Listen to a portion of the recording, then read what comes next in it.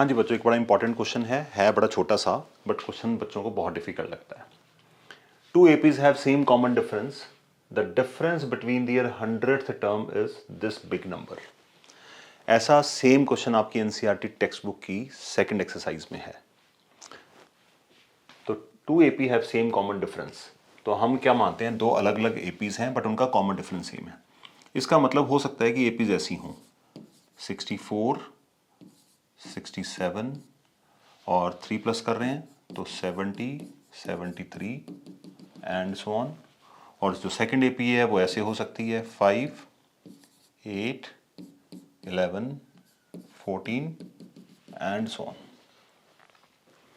तो यहां पे आपको एक चीज नोटिस करनी होगी, इन दोनों के बीच में कॉमन डिफरेंस हर बार 3 है। अगर ये 3 इंक्रीज हो रहा है तो इसका मतलब ये भी इंक्रीज 3 ही हो रहा है। तो यहाँ पे जो फर्स्ट टर्म्स हैं उनके बीच का डिफरेंस कितना आएगा, ये आएगा आपके पास 61। जो यहाँ पर 59, सम इनका डिफरेंस आएगा 59। जब आप सेकंड में से सेकंड को माइनस करेंगे तो 67 माइनस 8 59। थर्ड में से थर्ड को माइनस करेंगे तो थर्ड है यहाँ पे 70 और यहाँ पे कितना है, and this process will be going on. इसका मतलब यहाँ से ये क्लियर होता है कि अगर दो एपी हैं उनकी कॉमन डिफरेंस सेम है तो उनकी अगर आप सेकंड टर्म में से सेकंड टर्म माइनस करोगे तो जो आपके पास रिजल्ट आएगा, फिफ्थ टर्म में से फिफ्थ माइनस करोगे फिर जो रिजल्ट आएगा वो इक्वल होंगे।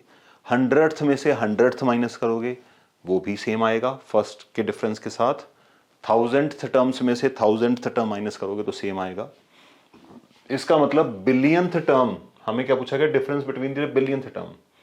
तो जो डिफरेंस 100th टर्म में है, 100th टर्म्स में जो डिफरेंस है वही टर्म्स बिलियंथ टर्म्स में भी होगा, वही डिफरेंस मिलियंथ टर्म्स में भी होगा। तो जनरल वे में क्वेश्चन ये है। अब इसको हमें सब्जेक्टिवली अगर आ जाए, अगर ऑब्जेक्टिव आ जाए तो जितना डिफरेंस यहां पे है बिलियंस टर्म्स में भी उतना ही डिफरेंस होगा। तो एक नंबर का क्वेश्चन आप बिना शुरू किए ही इसका आंसर निकाल सकते हैं। तो यहां पे दो अलग अलग एपी हैं, हम क्या करते हैं, लेट, तो यहां पे आ गया AP1, let x be the first term. क्योंकि फर्स्ट टर्म के बारे में हमें कुछ नहीं पता तो हम यहां पे फर्स्ट टर्म को अलग सेलेक्ट करते हैं, and d be the common difference. और जब आप AP2 लेंगे तो let y be the first term, and common difference same है तो d be the common difference. आप समझ पाए थे जो मैंने आपको एक्सप्रेशन अभी दो एग्जांपल्स लिख के दिखाए थे कि फिफ्थ टर्म्स का डिफरेंस निकालोगे, फर्स्ट टर्म्स का डिफरेंस निकालोगे, थर्ड टर्म का डिफरेंस निकालोगे तो आपके जो डिफरेंसेस हैं वो हर जगह सेम नंबर आएंगे। बस हमें ये प्रूव करके दिखाना है। तो हमें गिवन क्या है यहाँ पे, difference between their 100th term is this big number. Okay, लिखते हैं इसको। So we are given that x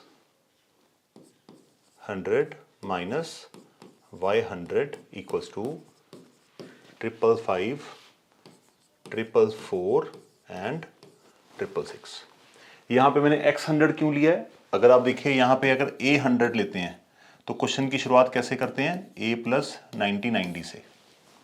ठीक है, तो अगर ये x फर्स्ट टर्म को अगर आपने x माना है तो यहां पे आपको x ही लिखना चाहिए। चलिए ये आ गया। अब इस फॉर्मूले को हम सब्स्टिट्यूट करते हैं। x 100 का फॉर्मूला क्या बनेगा आपका, x प्लस 90। फॉर्मूला कौन सा यूज हुआ, an equals to a plus n minus 1 times d। तो ये डायरेक्ट शॉर्टकट आप अप्लाई कर सकते हैं। y 100 क्या बनेगा, y plus 90 equals to 555, 444 and 666। Brackets को ओपन करते हैं, x plus 90 minus y minus 90 equals to 555, 444, 666। 90 cancelled and we are left with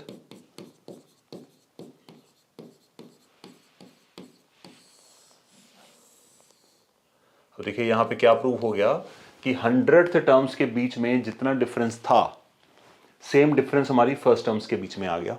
अब हमें क्या दिखाना है यहां पर बच्चों, हमें दिखाना है difference between their billionth term. इसका मतलब हमें ये फाइंड आउट करना है, तो टू फाइंड x, बिलियन में बेटे 9 जीरो होते हैं, 10⁻⁹ माइनस y 10⁻⁹। 10⁻⁹ में लिखने का मतलब क्या है कि बिलियन में 9 जीरो होते हैं, तो 9 जीरो लिखने की जरूरत नहीं है, आप चाहें तो ऐसे भी लिख के काम कर सकते हैं। तो ये हमें निकाल कर दिखाना है। ठीक है, यहां पे इसका फॉर्मूला अप्लाई करते हैं। फॉर्मूला आप यहां पे क्या लिखेंगे, x प्लस 10⁻⁹, अगर 10⁻² होता है तो कितने डिजिट बनेंगे, 3 डिजिट बनेंगे। 10⁻² होता है 100, तो अगर 10 के ऊपर 2 पावर है, इसका मतलब जो आपका उसको सॉल्व करेंगे तो 3 डिजिट्स बनेंगे। यहां पे देखिए 10⁻², इसका मतलब 3 डिजिट आएंगे, 3 डिजिट्स नंबर आएगा 100, और इसमें से अगर 1 माइनस करते हैं तो कितने डिजिट बचेंगे, 2 डिजिट बचेंगे। तो 10 के स्क्वायर में से अगर आप 1 माइनस करते हैं तो जितनी पावर है आपके पास उतने ही डिजिट यहाँ पे बच रहे हैं। 10 का क्यूब ये होता है 1000, तो 3 पावर होने की वजह से हमारे पास 4 डिजिट आएंगे, क्योंकि एक 1 भी आएगा, और इसमें से अगर आप 1 माइनस करते हैं तो आपके पास कितने 9 आएंगे, 3 9 आएंगे, तो जितनी पावर है उतने ही 9 आएंगे यहाँ पर। अब यहाँ पे अपने पास कितनी पावर है, 9 पावर है। इसका मतलब अगर मैं इसको फॉर्मूले के तौर पे लिखूं तो 1 2 3 4 5 6 7 8 9 D minus y plus 1 2 3 4 5 6 7 8 9 D. ये बस लिख के दिखाना है, अल्टीमेटली इसने कट ही जाना है। तो x प्लस 1 2 3 4 5 6 7 8 9, अब यहां पे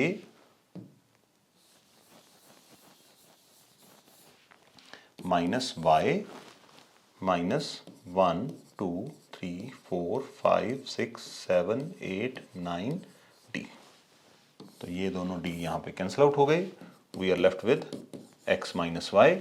और x माइनस वाई हमने यहां पे क्या निकाला था बच्चों, 555, तो ये आ गया 555 444 एंड 666, तो यही आपका आंसर बनेगा। इसका मतलब बिलियंथ टर्म्स में भी डिफरेंस कितना आया, जो उसकी फर्स्ट टर्म में था या जो उसकी 10th टर्म में था। तो बड़ा ही सिंपल सा क्वेश्चन था। लिखने में यहाँ पे बिलियंस की गलतियां होती हैं, तो बिलियन होता है 10 की पावर 9, ओके। अगर 10 की पावर 9 है, अगर आप उसमें से 1 माइनस करते हैं तो इसका मतलब आपके पास क्या बचेगा, जितनी 10 के ऊपर पावर है उतने ही 9 आ जाएंगे, और लास्ट में हमें क्या चाहिए होता है, यहाँ पर d चाहिए होता है। एग्जाम्पल के तौर पे अगर मेरे पास x 100 होता तो इसको मैं क्या लिखता, x प्लस 99d। कैसे, a plus n minus 1 times d, तो x प्लस 99d ही बनता। चलिए, विश ऑल द बेस्ट।